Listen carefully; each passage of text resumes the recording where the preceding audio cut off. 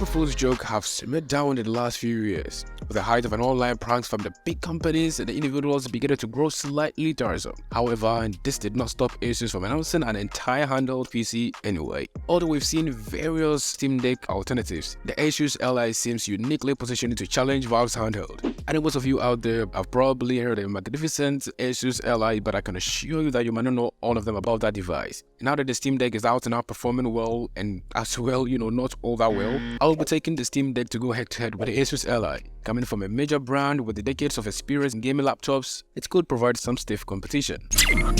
Which of them is more powerful? According to some tech insights and early reviews, ASUS claims that the ROG Ally portable is 2 times more powerful than the Steam Deck. While we cannot verify that claim until maybe having them running in our heads, it's not that huge surprise given the components powering that portable. The ASUS ROG Ally packs a Zen 4 CPU and an RDNA 3 GPU. Well, in comparison, the Steam Deck is using a Zen 2 CPU and RDNA 2 GPU, which means it's a little bit higher in terms of components generations. These are the specs for the ROG Ally. The ASUS Ally CPU is going to use AMD Zen 4 APU TSMC 4nm. The GPU is going to be AMD Radeon RDNA 3 graphics, and the screen is going to be 1080p as I said with 120Hz and 15Hz peak brightness, and the RAM is going to be 16GB LPDDR5. Dimension is going to be 28cm by 11cm by 1.2cm, and the weight is going to be around 589 grams. And with the I/O is going to be ROG XG mobile connector with 3.5mm headphone jack and a USB Type-C. We don't know for sure what kind of performance these specs are capable of for the ROG Ally, but we are expecting it to allow games to run at higher settings than the Steam Decks. To get smooth performance for the modding games such as the Elden Ring or the Steam Deck, you generally have to lower the resolutions or the graphics settings. But with the Ally, you'll probably be able to run them in 1080p, and can't wait to test Doom and Cyberpunk 2077 on these.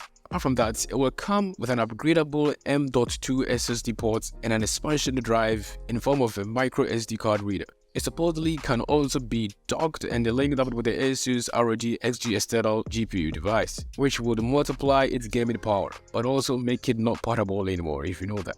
Display and graphics. The ASUS Ally has a 7-inch display, 120Hz 16:9 display with a resolution of 1920 by 1080. ASUS says it can hit up to 500 nits of brightness. The Steam Deck also has a 7-inch display, but it has a maximum resolution of 1280 by 800 and also has a 60Hz refresh rate. Valve says that the Steam Deck can hit up to 400 nits of brightness, but it's peaked at 170 nits of brightness. The display is one of the areas where ASUS Ally may have an advantage over the Steam Deck. Games don't look bad on the Steam Deck, however, but as I said, games look much phenomenal in the Steam Deck's 7-inch display touchscreen, and the 16:10 aspect ratio works well when navigating through the Steam Deck OS interface. However, games should look and run better on the 1080p 120Hz display. You could argue that some may not notice the difference between the 720p and the 1080p on a 7-inch display, but will likely feel the difference between the 60 and the 120Hz.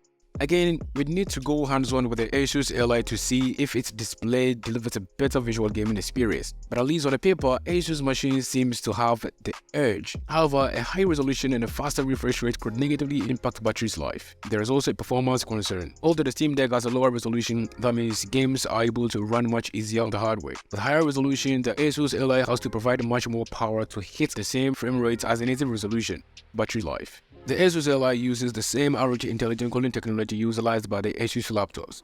This could presumably give the Ally a long-lasting battery life, though it's still early to say whether or not this will surpass the competition. The Steam Deck and the Nintendo Switch can last between 2 to 7 hours, depending on what you're playing. But this handheld can deliver a consistent 5 to 6 hours. That should make most of the customers happy, especially if they are able to play graphically demanding games for that long. Given how the ASUS Ally has a high resolution display with a faster refresh rate and that it supposedly has double the performance, its battery life might not be that better than the Steam Decks, and we'll see if the machine's cooling technology can help it last for that decent amount of time. Fan noise. A certain YouTuber showing off how loud the ASUS Ally can get. The comparison between the Steam Decks saw ASUS have shaved off a whopping 17 decibels from the Steam Deck's fan. There is a dual chamber heatsink with 2 fans, 2 large intakes at the back with exhaust at the top, with the gaps designed to prevent overheating with airflow. This should give it an edge over the other devices, which use single fan solutions instead. Their operating system. One of the most important differences between the ASUS Ally and the Steam Deck is the operating system. The Steam Deck is unique to the other gaming portables as it uses Steam OS. This is an operating system created by Valve, and so it logged down to the Steam library and store. Speaking of which, the ASUS Ally runs on Windows 11, allowing for more flexibility in terms of software. You will be able to use a browser just like a standard laptop or desktop, or even load up apps such as the Game Pass and the GeForce Experience. For most people, the biggest difference is that the Steam OS is built on Linux. This means you are logged out of playing quite a few games, including those that's with anti-cheat software and games on other marketplaces. Windows 11 solves the problem for ASUS Ally, allowing you to play games in other storefronts and titles that use anti-cheat software like Destiny 2.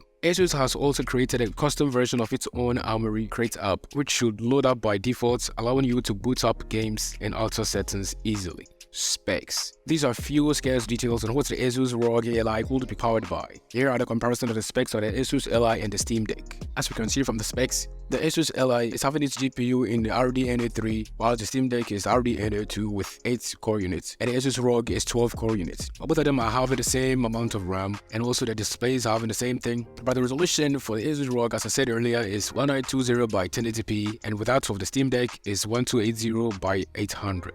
As I said already, the refresh rate is 120 Hz, and the Steam Deck is 60 Hz. The storage for the ASUS Ally is going to be 512GB SSD, and with that of the Steam Deck are variables with 64GB, 256GB, and then 512GB SSD as well. And one more thing is the weight. The weight for the ASUS ROG is around 608 grams, and without the Steam Deck is so heavy and it's 669 grams. And as you know already, with the operating system for the ASUS ROG is Windows 11, and then with the Steam Deck is SteamOS 3.0, but you can change it to Windows 11. But you need to go through a whole lot of stuff before you can do that. But interestingly, ASUS confirmed that there will be no Thunderbolt 4 support for the ASUS ROG Ally in a statement given to Linus Tech Tips. Instead, the company will focus on its own proprietary solution in the ASUS ROG SG, an internal graphics unit. Finally, the price. So the specs suggest that the ROG Ally is better than the Steam Deck. Well, what about the price? ASUS hasn't announced the price of the ROG Ally yet, so we can't really have an idea of how much it will cost. However, we expect the ROG Ally to be significantly more expensive than the Steam Deck due to its specs, with the ASUS claiming its portable is 2 times more powerful than the Steam Deck, as well as having the screen with a larger refresh rate. It's going to cost a lot more to manufacture. Rumors hint that the players should aim around $1,000, and apparently there will be 2 different versions of the device: a 512GB for $649 and then a 1TB for $899. If these numbers are to be trusted, the 512GB version will cost the same as the 512GB Steam Deck version.